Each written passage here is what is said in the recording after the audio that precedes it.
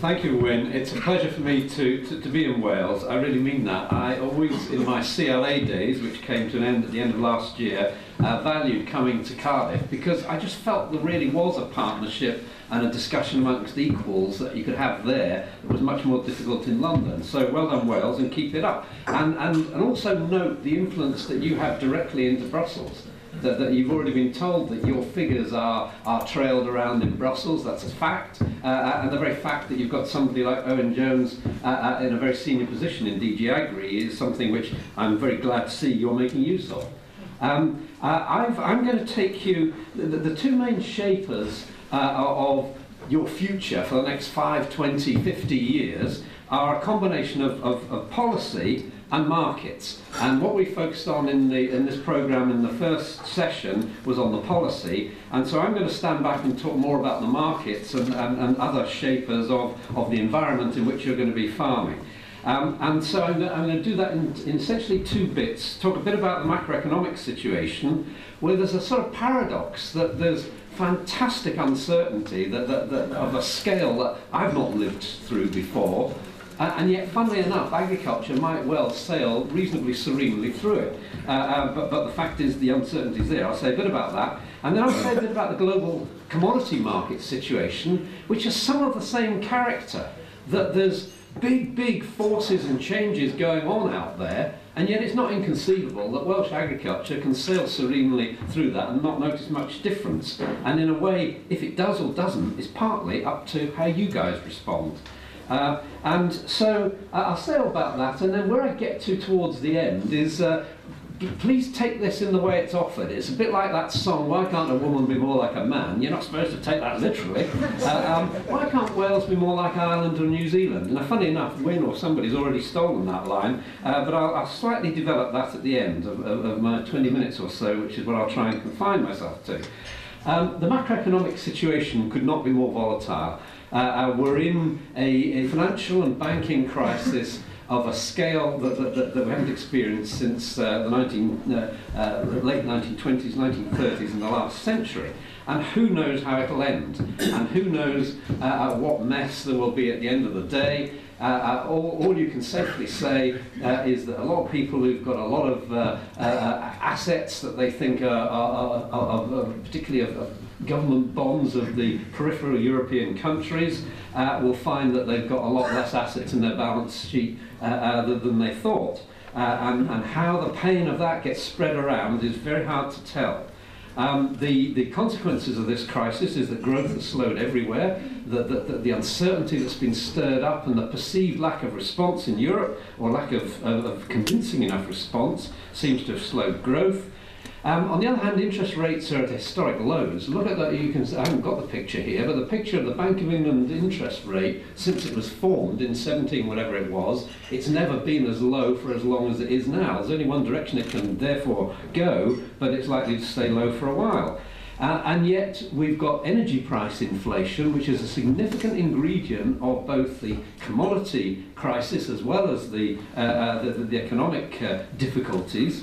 And therefore there's an inflationary pressure out there, which is partly driven by climate change, why we're having to wean ourselves off fossil fuels, and therefore alternative fuels are bound to be more expensive because we're using the cheapest stuff. And then, of course, one has to worry about the fact that one of the solutions to the financial crisis is governments have been pumping money into the system. Lord knows where it's going. But good old quantitative easing, which the US is using at a rate of knots, and the UK is too, and the European Central Bank is being urged to, although not doing it hugely yet, it's always tempting to expect that when you've got a debt crisis, the way you deal with it is you inflate your way out of trouble. So that apparently your debt is in your repayments are are made easier through that route. Now, inflation is not predicted. Bank of England is confident that we've gone past the peak of high inflation. We're going back into lower inflation. I hope they're right, but in the medium and longer term, who knows? So will the euro survive? Will the Eurozone survive? Nobody knows. It's an unknowable thing. I certainly don't know. If it doesn't, then there's blood on the floor for somebody. If you've got, whoever drops out, if you've got assets and debts in euros and you have to repay them back in Irish punts, escudos or drachmas or whatever it is, you're in trouble. And so there's no way out of that without paying around. But even if the euro doesn't survive, and I suspect it will, that's just purely a personal hunch, I think the European Union will, and the European single market will, and a European budget will, and the biggest single policy within the European budget, the Common Agricultural Policy, will all survive, because there's too much wrapped up in them not surviving. That's an opinion. We've got high and still rising unemployment, we've got public expenditure austerity, and therefore deep uncertainty surrounding all that. And yet, funnily enough, agriculture is not in the recession in the way that if you were in the retail electrical goods trade or the retail almost anything trade, you're hurting and you're shutting stores and putting people out of work. Agriculture in Europe is not in that situation, and we don't expect it to be. That leaves the bottom of this slide the implications for the European budget. As Owen Jones said, the budget proposals have been made. They could not have been more favourable for farmers. Did anyone think we were going to conjure up more money for agriculture over the next period? No way. So the fact that it has been proposed that we keep that budget constant in current euros is the best that could be expected. However, it's not agreed.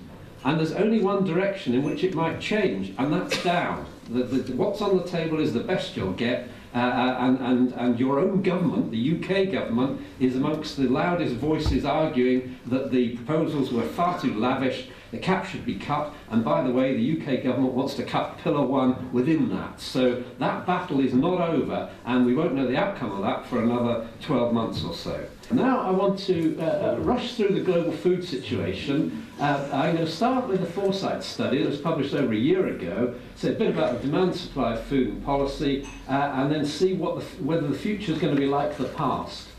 The Cabinet Office Foresight study was as thorough a study. There's been a number of these around the world, but this is definitely one of the high quality studies assembling all the experts to say what's going to happen to the global food situation in the next 50 years. And they said it faces unprecedented challenges. To be honest, I think that's an exaggeration. I don't think the challenges are unprecedented. The population explosion last century was much bigger than the population growth we've got ahead of us this century. But nonetheless, this is their language. They said we've got to redesign the whole food system. That worries me because nobody quite said in what way. Water will be critical, I think we all know that, although funny enough, you're in a part of the world where that's less likely to be the problem. Agricultural greenhouse gases must be cut. That is a challenge for Wales, which is a livestock economy, and there's a lot of methane out there, and we've got to find out how to reduce it and never eliminate it. But the message from this study is these two words, sustainable intensification. The world is going to feed itself not by the extra production that is needed, not by bringing more land into cultivation, because that, generally speaking, is environmentally destructive, and it's also incredibly expensive, and historically it happens at a very slow rate. If you're going to open up Central Asia to markets, you've got to build a transport system, you've got to establish property rights and trading systems and so on that operate over those countries. That sort of thing takes years and decades and serious investments and serious incentives. It doesn't happen very fast. Most of the additional increment in output this century will come by intensifying the land that's already in cultivation. And there's huge scope to do that in most parts of the world, especially those parts of the world where most of the consumption growth will take place, which is not Wales, or Britain, or Europe. And what's more, there's huge scope, therefore, to increase productivity of agriculture in large parts of the world because the productivity is already so low with existing technology. Having said that, the Foresight study did say that we should not close off options of new technology, and they specifically mentioned biotechnology, nanotechnology, as things that would be crazy to turn our backs on the fruits of those. Having said that, Europe shows every sign that it is doing that and will continue to do that. But there's a big stress now on agricultural and rural development and agricultural and rural research and extension, which is a theme I keep coming back to, which is why Farming Connect is so important. I'm going to rush through a few pictures. It's a bit fuzzy because it was cut and pasted from the Foresight study, but just to give you the global population figures. This is the projected population from 2000 to 2100. It's this century, going from 6 billion at the beginning of this century, and you've got these confidence intervals. The median projection says that the global population will stabilise at about 9.5 billion and even come down by the end of the century. But there's a confidence interval around that. I think that's the 10% confidence interval, the 25% confidence interval, the 95% confidence interval. So we're 95% sure that the population by the end of the century won't exceed 12.5 billion. I forgot it doesn't. But it may come down to less than 6 billion. But you can see the figure that everyone says is that we're stabilising around here. In other words, population growth is growing less now than any time I've been alive. There's a smaller challenge ahead in the next 50 years than there was in the last 50 in pure population terms. This is an interesting chart showing what happens to food consumption as people's incomes rise. Incomes plotted along the horizontal axis, food consumption on the vertical axis. The big blob on the top right, this is the United States, this is China and India. So the circles indicate the population sizes, so you can see there's a big chunk of the world's population who are at very low levels of income and low levels of food consumption. As they get more income, they'll buy more food, they'll be better fed. But you can see the rate of increase of that tends to slow. Once we've got to our income levels, if I give you a pay rise, you don't go out and spend more of it on food. You don't consume much more food quantity. You may well buy a lot more food service because you'll eat out more often. And most of that money won't go to farmers, of course. In fact, nearly all of it won't go to farmers. So when you're projecting food consumption, you obviously want to take into account income. This chart shows what happens to consumption of meat as incomes rise. Again, income's on the horizontal axis. As your income goes up, generally speaking, you consume more meat. The different colours are the different countries. The US is up here, very rich, eat a lot of burgers. The UK is here. As we've got richer, we've increased our meat consumption, but by not nearly as much as the Americans. Brazil, they've got a lot richer over recent years, and a big increase in meat consumption. They're big meat producers. China is this one. And of course, the question is China going to be like America? Or is China going to be like Britain? Or is China going to be like China? And then down at the bottom there is India. They're not interested in consuming more meat. But the point is that population and income and dietary changes is what determines the demand for food. And the demand will rise, and people use the figure of 70% in the next 50 years before population stabilises and perhaps even falls. So, changing to the supply side, what's the prospects for producing that additional 70% of output? And I've already said that most of that's going to have to come by increasing yields on existing land. So what's the story there? And these are the global figures for changes in yields for the major cereals. Barley, maize, rice and wheat are pictured there. The one that's got the lowest growth is barley. Wheat is lower. Rice and maize yield improvements are increasing more, which is just as well because poor people tend to consume them. There's no doubt that if we broke these figures down and looked at these performances for Europe, for the developed world, we would find they've plateaued in the last decade or so. And a lot of people are concerned about that. I would suggest that a lot of the reason for that plateauing is policy. It was the decision to turn down the R&D tap. And it was policy also, particularly in Europe, that we had overdone our expansion in the 70s, 80s and 90s, and it was policy to reduce the incentives to farmers. We removed all your price support.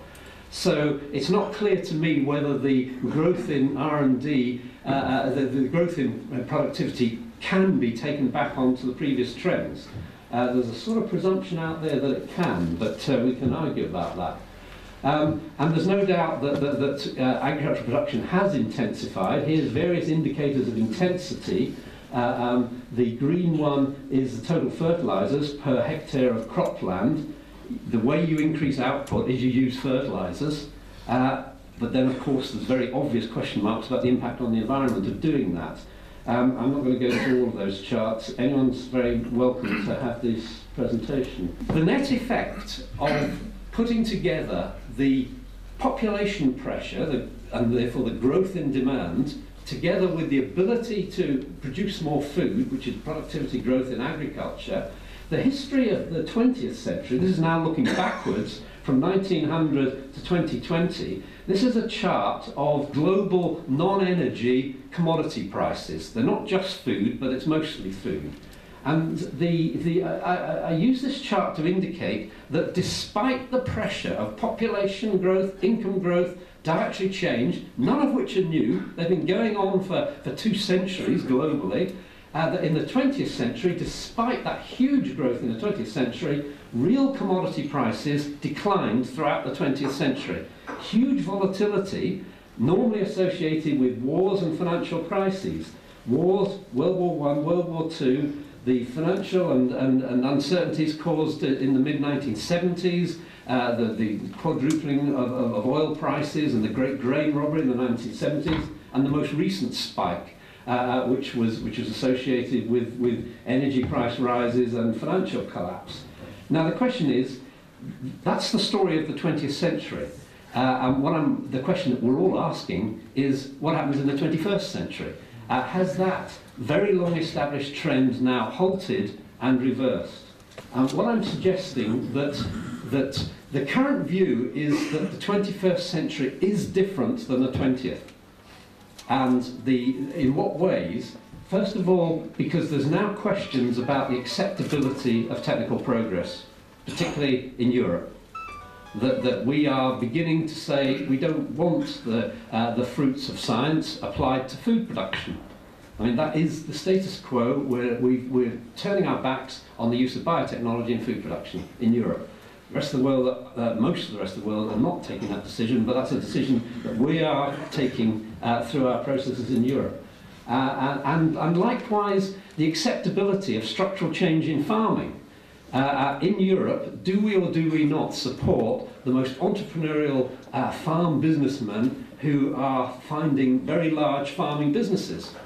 I mean, look what happened to the big proposals for a huge dairy in Lockton. That was an extreme example. And what I'm saying is that there is scope for technical progress this century, and the rest of the world, I think, can and will use it. In Europe, we seem to have a different attitude. There's a real debate to be had there. The second thing that's different is climate change. And incidentally, the generation of that technical progress is a lot to do with expenditure on research, development and extension, getting it out onto farms. The second thing that's new is climate change, which is a signal for the fact that maybe we really are now bumping up against environmental limits. To be honest, as an economist, I'm very suspicious about environmental limits. I think they're usually stretchier than environmentalists think they are. But that said, the ability of the global atmosphere to absorb the amount of greenhouse gases we're pumping into it, we've certainly bumped up against some limits there, and we're now creating climate change. And I don't think there's any doubt about that. You may have your own views. That's going to affect water availability in large parts of the world, and induce more extreme events and more crop and animal disease. Funnily enough, Wales might be one of those strange parts of the world that although you've helped create it because you've provided a lot of the coal, that you may be less damaged by climate change than many other parts. You may find that agricultural productivity rises with slight increase in temperature, in average temperatures, and with higher CO2 concentrations. Your grassland production productivity is likely to rise, not fall. You're not likely to be short of water. You might, funnily enough, move slightly. I wouldn't over-exaggerate this point. This is a very slow incremental process. To be slightly less disadvantaged in parts of Wales than you currently are. The third thing that's different in the 21st century is energy. In the 20th century, we just took fossil fuels for granted and we just burnt them like fury. This century, A, they'll run out, and B, or at least the cheaper ones will, although we keep discovering ways of extending the reserves, like shale oil, but B, we've got to wean ourselves off it because we've got to stop burning carbon. And therefore we've got to supplant that with energy which is almost by definition going to be more expensive. And modern agriculture depends on energy. The other question is overconsumption and waste. I mean, I mention that because it's right to mention it, it's just damn difficult to do much about. So what are the lessons that come for Wales out of all this? I'm suggesting to you that global markets are going to expand. They are. So how can you participate in them? Can you participate in them?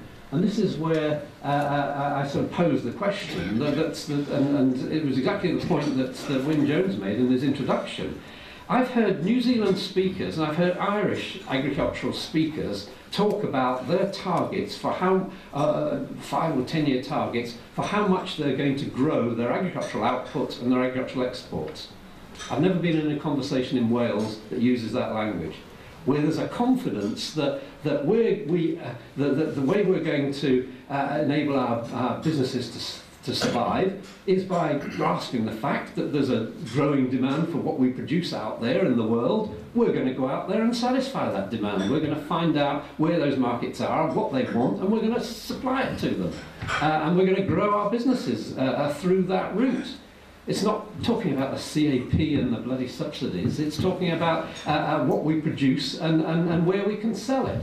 Now, is it just beyond Wales to take that positive approach? I know there are individuals and there are some organisations who are doing their damnedest to do exactly this, to prize open opportunities in China and the Middle East. I mean, lamb is obviously one of your major exports in that direction, but how about milk? If not to, you won't be selling, we don't want to transport 97% water across the world, but we can certainly transport it across across the United Kingdom and perhaps further than that. You've got a grass-based agriculture, obviously it's a grazing livestock sector based on smallish family farms. Ireland is no different. If they can, and New Zealand is fundamentally no different. If they can do it, why can't you? Well, one of the reasons is because you're locked into this mentality of the European Union, which likes to think of itself as A, having a very lavish budget to support agriculture forevermore, and B, that there's somehow or other that there's something mysterious about the European model that deserves subsidy, but doesn't look beyond its borders, apart from for very high quality products like whiskey and champagne. I think that what I'm suggesting is, and I'm questioning, is this a matter of realities or is this a matter of attitudes? I think there is a good deal of attitude here. Is it I posed this in the last question, is it altitude or attitude that's stopping us? Wales is compared to New Zealand, is much nearer this huge European market. There's less of an exchange rate risk and less uncertainty on that score, and there's no water to cross compared to what the New Zealanders face. So, concluding comments. What I suggest is that the CAP reform, as far as Wales is concerned, most of the issues that are going to be argued about, apart from the redistribution of payments, that's obviously a stinger in Wales, the rest of the CAP reform, I don't think is going to touch you hugely. It's not going to help much in this competitiveness agenda. It's going to essentially continue to offer what it already offers. And you're already taking advantage of it, that's why we're here. So I don't think it's going to help you much, but I don't think it's going to hinder you much either. The real support levels will fall. The amount of cash available is constant in cash terms, so in real terms it will fall. You will continue to have to get more of your incomes from the market. And so you have to be prepared for how your business is going to adjust to do that. There is an opportunity in this reform if you want to redirect Welsh support to the uplands, for example, to the more disadvantaged and difficult areas for whatever social or environmental reasons. You've got several opportunities in this structure on the table to do that. About the way you define your regions, about the way whether you use the LFA payments or not, that you can make a significant difference there, and the justification could be a social and environmental justification. But that's for you to decide, and that will be a Welsh decision within the UK settlement, within whatever's agreed by across Europe. Broadly, agricultural markets are with you if you can survive. Higher food quality will pay, and the question is you finding who will pay it. And I'm suggesting there are some markets out there. But a key thing in all of this, and which is why I'm very happy to support Farm and Connect activities, is getting the knowledge that you need, both of markets and of improving your physical and your financial productivity, to ensure that your costs are the lowest and you're therefore the most competitive, and respecting what's required of you in environmental management. Good luck. Thank you.